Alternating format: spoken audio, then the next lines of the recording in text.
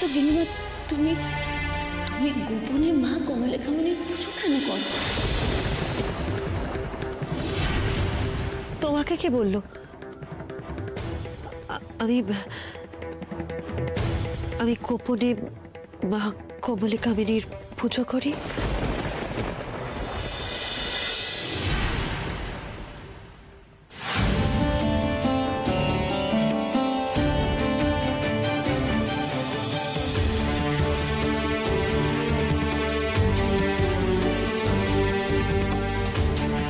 একসময় আমি গিন্নিমাকে পদ্ম ফুল এনে দিতাম, কিন্তু এই সোনার পদ্ম ফুল দেখে মনে হচ্ছে নিয়মিত এখানে পুজো হয়।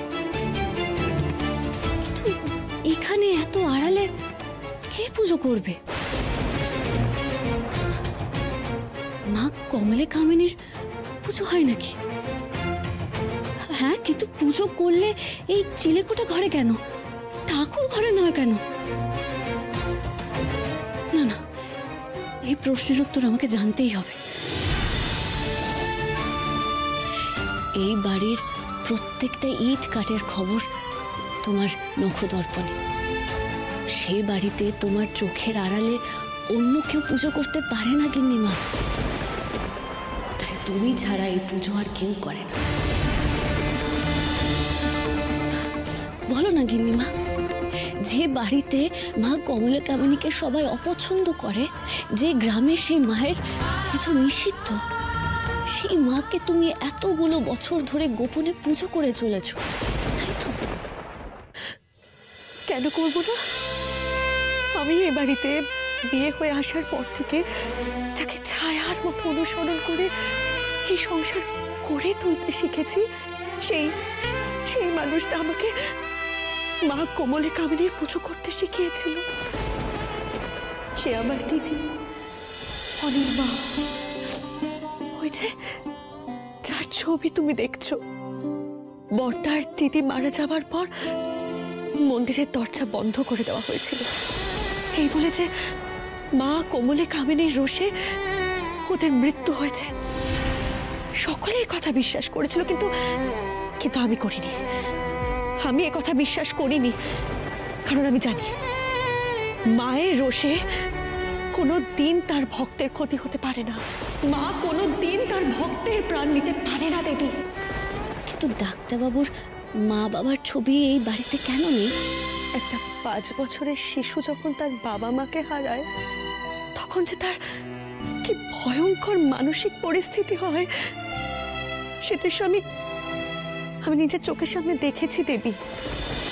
অনির প্রতি দায়িত্ব পালন করতে করতে আমি যে কবে সত্যিকারের অনির মা হয়ে উঠেছি আমি বুঝতে পারিনি দেবী।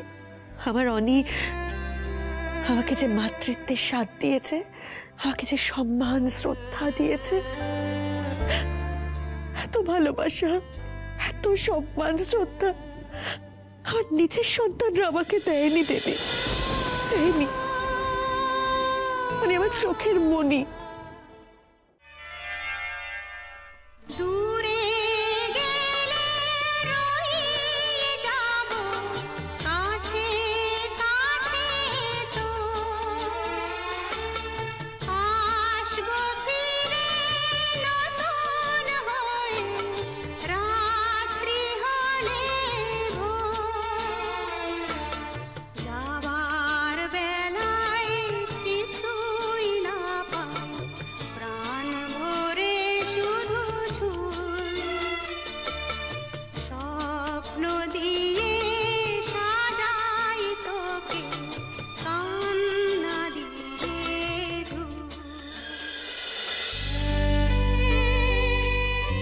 বাবা মাকে হারানোর কষ্ট কি এত সহজে ভোলা যায়?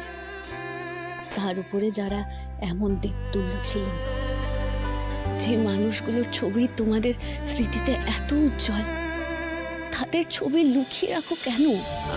আমি অনেকে ভুলিয়ে রাখতে অনেক অনেক চেষ্টা করেছিলাম দেবী, কিন্তু যখনই অনির সামনে অনির বাবা মায়ের কথা হতো, অনির চোখের সামনে ওর বাবা মার ছবি দেখতো, অনেক পাগলের মতো কাঁদতো, চিৎকার করতো, হাত পা ছুটতো, অনেক অনেক হাত পা ঠান্ডা হয়ে যেত, অনেকে সামলানো যেত না জানো। অনেক অনেক এই অসম্ভব কষ্ট আমি সহ্য করতে পারতাম না। আমি অনেক এই কষ্টটা না চোখের সামনে দেখতে পারতাম না। তাই অনেক চোখের সামনে থেকে ওর বাবা মার ছবি, ওর বাবা মার স্মৃতি সব এই বাড়ি থেকে আমি সরিয়ে দিয়েছিলাম। শুধু ওই ছবিটা গোপনে আমি আমার পুজোর জায়গায় রেখে দিয়েছিলাম। তাই তুমি এতগুলো বছর ধরে এই পদ্ম ফুলকে পুজো করে আসছো, তাই তো? কিন্তু কেন? মা কমলে কামিনীর প্রতীক ওই পদ্ম ফুল। হ্যাঁ, আমি গোপনে মা কমলে কামিনীর পুজো করি, আর এই কথা এবারের কেউ জানে না। যে বাড়িতে মা কমলে কামিনীকে অশুভ বলে ধরা হয়, সেখানে গিন্নি মা লুকিয়ে সেই মায়েরই আরাধনা করে।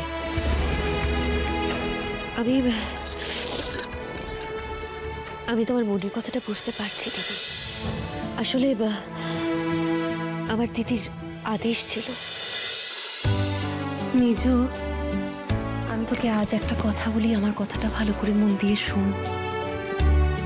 জানিস তো, আজ আমাদের যতটুকুই যা হয়েছে সবই কিন্তু ঈশ্বরের কৃপায়। আমাদের ইষ্ট যেমন হচ্ছেন মহাদেব, তেমনি আরাধ্যা হচ্ছেন মা কমলে কামিনী। সুখে দুঃখে বিপদে আপদে আমি যেমন করে মহাদেবকে স্মরণ করি, তেমন করেই আমি মা কমলে কামিনীকেও স্মরণ করি। তাই আমি তোকে বলছি, যত প্রতিকূলতা আসুক, যত সমস্যা আসুক, কখনো কিন্তু মায়ের পুজো তুই বন্ধ করবি না। সেজন্যই এত বিরোধিতা সত্ত্বেও মা কমলে কামিনীর পুজো আমি করে গেছি। আমার দিদির কথা আমার কাছে বেদ বাক্য, সে কথা অমান্য করার কোনো প্রশ্নই ওঠে না। গিন্নিমা বড় গিন্নিমাকে এতখানি মান্য করে, যেমন ঈশ্বরকে মানে মানুষ, ঠিক তেমনি। কিন্তু গিন্নিমা যদি জানতে পারে গিন্নিমার স্বামী এত বড় পাপ কাজ করেছে, গিন্নিমা তো সহ্য করতে পারবে না, মরমে মরে যাবে। না না, এই সত্যি আমি গোপন করে রাখবো। মা গো, তুমি সংকেত দিও, কখন কিভাবে আমি এই কথাটা সবাইকে জানাবো। তুমি সংকেত দিও মা। দেবী, যে সত্যি এতদিন আমি লুকিয়ে রেখেছিলাম, এই সত্যি একমাত্র তুমি জানতে পেরেছ। এই সত্যি যেন এই সংসারে আর কেউ জানতে না পারে দেবী। আমি জানি তুমিও মায়ের ভক্ত, তাই এই সত্যি তোমাকে গোপন করতেই হবে দেবী। মা কমলে কামিনী এই সংসারের রক্ষা কর্ত্রী, তাই এই সত্যি যেন শুধু তোমার আর আমার মধ্যে থাকে। এই সত্যি তোমার কাউকে জানতে দেবে না। কথা দাও দেবী, কথা দাও। আমি কথা দিলাম গিন্নিমা, এই সত্যিটা আমার মুখ থেকে কখনো বেরোবে না। আমি এও কথা দিলাম, ডাক্তারবাবুর মনের মধ্যে যে জমা কষ্ট বেদনা রয়েছে, আমি তাও দূর করব।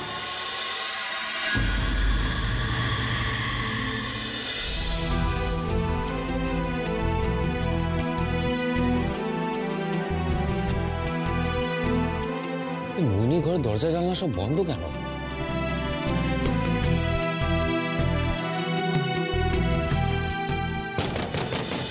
মোহিনী,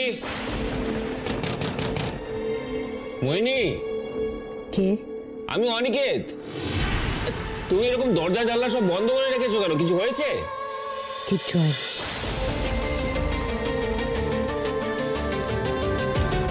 মোহিনী, আজকে পূর্ণিমার রাত, দেখতে খুব ভালো লাগবে। বাইরে এসো।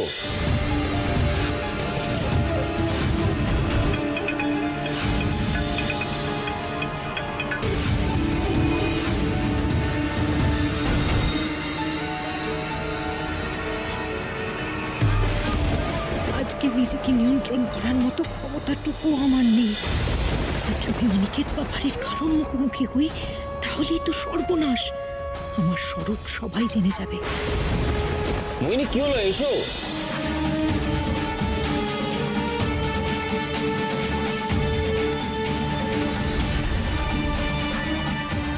মোহিনী,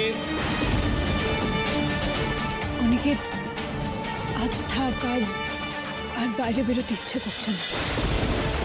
মোহিনী, আর ইউ অল রাইট? শোনো, কিছু একটা প্রবলেম হলে আমাকে বলো, দরজাটা খোলো মোহিনী প্লিজ। মোহিনী, কি বিপদ, কি করে কাটাই অনিকেতকে? মোহিনী শোনো প্লিজ, দরজাটা খোলো। মোহিনী দেখো, তুমি আমার গেস্ট, কিছু প্রবলেম হলে আমাকে বলো, আমরা সবাই তো আছি এখানে। অনিকেত, আমার ভীষণ ঘুম পেয়েছে, আমি শুয়ে পড়েছি। Actually I am really tired, nothing else. কাল কথা বলি। Good night.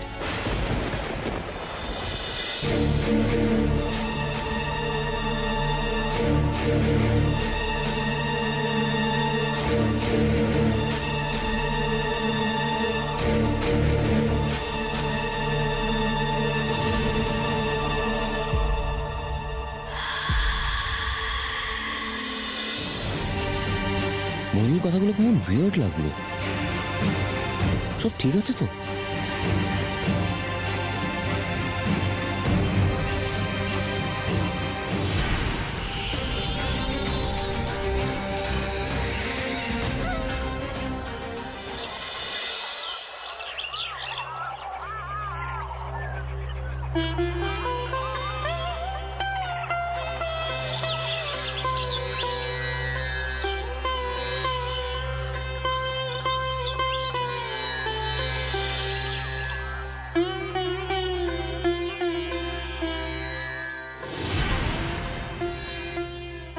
এসব কি করছো তুমি দেবী?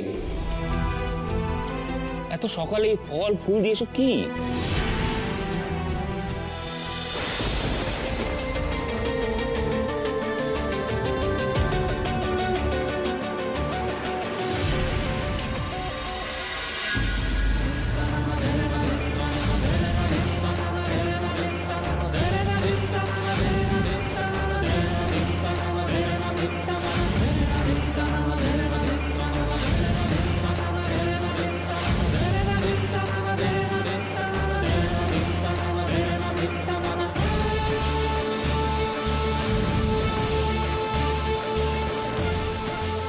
কি দেবী,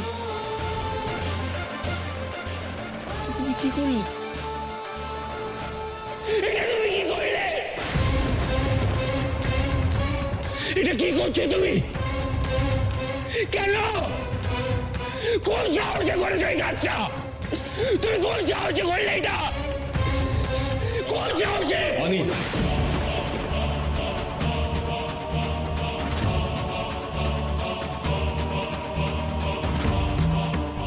কি হলো?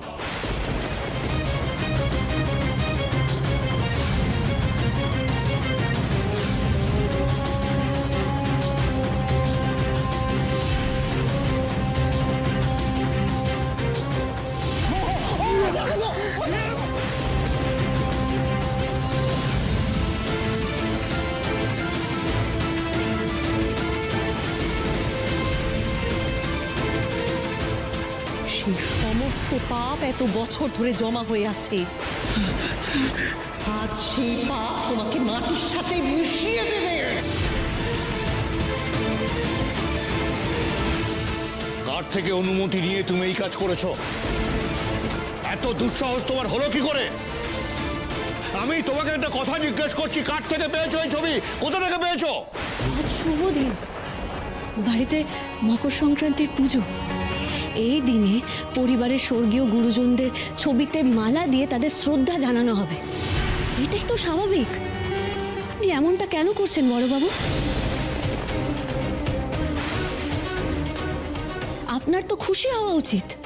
এনারা আপনার দাদা বৌদি ছিলেন, এতগুলো বছর ধরে এনারা সবার চোখে আড়ালে ছিলেন, কিন্তু এই বছর আমরা সবাই মিলে এনাদের শ্রদ্ধা জানাবো। তাই তো বড়বাবু? আমি অনির জন্য বলছি।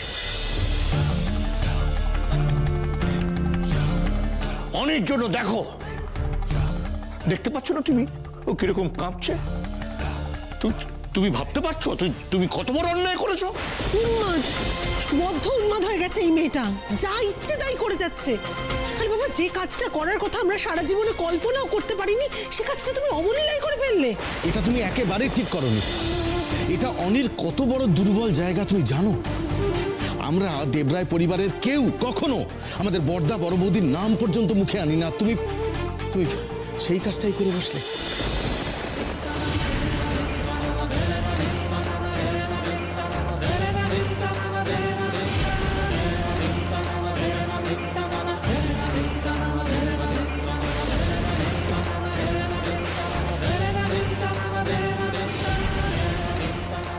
কোনো মা বাবা তার সন্তানদের দুর্বলতার কারণ হতে পারে না ডাক্তারবাবু।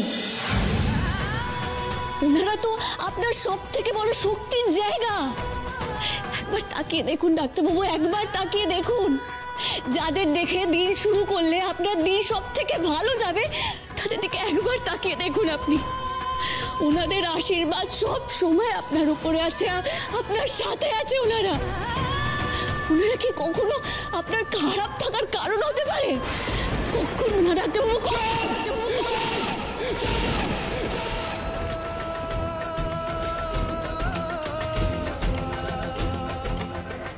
আমি আর সহ্য করতে পারছি না এইসব। আমি আর সহ্য করতে পারছি না যে আঘাতকে আমি এত বছর ধরে নিজের ভেতরে লুকিয়ে রেখেছিলাম, সেটা তুমি হাতে নিয়ে এলে দেবী। আমার দুঃখ, আমার কষ্ট, আমার যন্ত্রণা, এই সব কিছুর সাথে খেলা করলে তুমি দেবী। তুমি তো জানো মা বাবার কথা মনে পড়লে আমি কতটা উইক, কতটা হেল্পলেস ফিল করি। দেবী, এক রাতে আমি অনাথ হয়েছিলাম।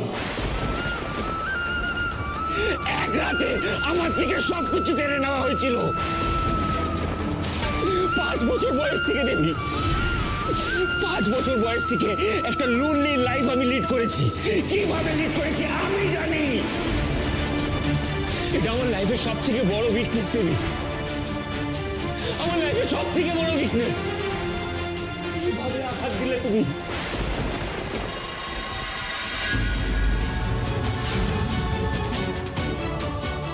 দেবী, দেবী কি করেছো?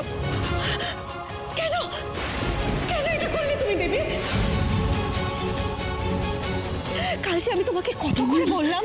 আমাকে একটা সুযোগ দাও। বিশেষ করো, আমি খুব ভেবেচিন্তে এই কাজটা করছি কিন্তু কাউকে আঘাত দেওয়া বা কারোর কষ্ট করে বের করে এনে তাকে দুর্বল করে দেওয়ার জন্য নয়। পাথর ছাপা কষ্টগুলোকে নিজের জীবনের অঙ্গ মেনে যে মানুষগুলো এই সংসারে সম্মান পাওয়ার যোগ্য, তাদেরকে সম্মান দেওয়ার চেষ্টা করছি।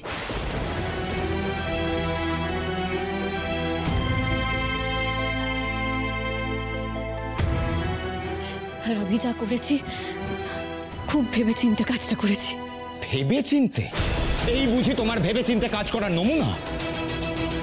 অথচ তোমার এই ভেবেচিন্তে কাজ করার দরুন যা যা সহ্য করতে হচ্ছে আমাদের, এই বাড়িতে তো এখন টেকাই দায় হয়ে গেছে। I can't believe this, দেবী।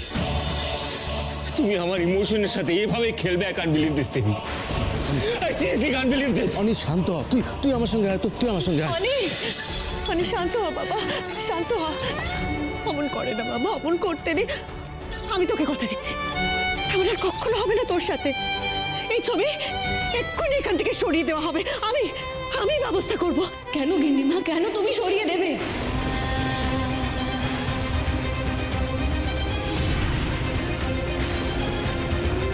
কেন ডাক্তারবাবু নিজের মা বাবার স্মৃতি থেকে দূরে দূরে পালিয়ে বেড়াবেন? আর কতদিন পালাবেন উনি? এভাবে কি সত্যি পালিয়ে বাঁচা যায়? সত্যি থেকে মুখ ঘুরিয়ে আর কতদিন চলা যায়? যারা এই পরিবারের ভিত ছিলেন তারা চলে গেছে, তাদেরকে এই পরিবার থেকে দূরে রাখা কি অন্যায় নয়?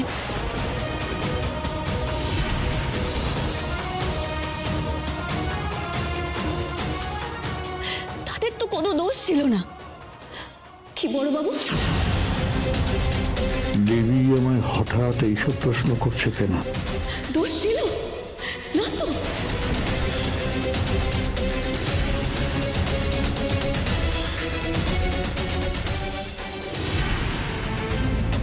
দেবী এইভাবে কেন বলছে? ও কি কাল সত্যি কিছু শুনে ফেলেছিল? না না, ও যদি শুনতো তাহলে কি এত স্বাভাবিক থাকতো? আমাকে কোনো প্রশ্ন করতো না, এটা তো হতে পারে না।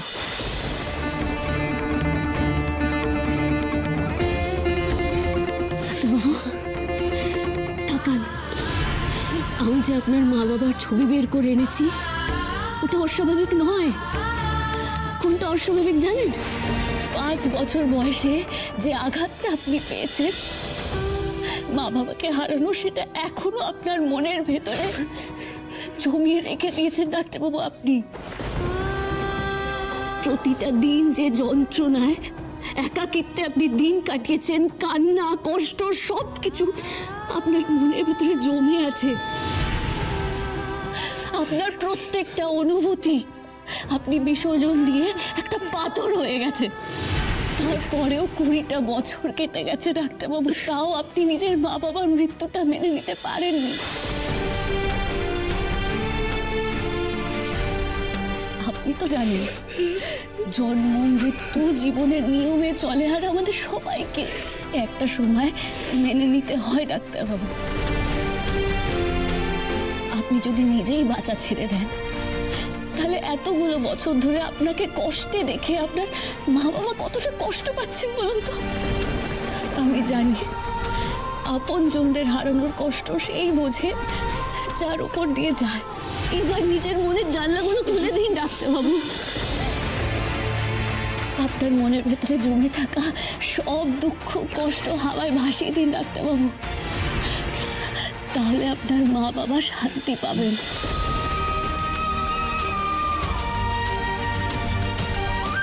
কারণ সন্তানকে কষ্টে দেখলে কোনো মা বাবা সেটা সহ্য করতে পারে না ডাক্তারবাবু।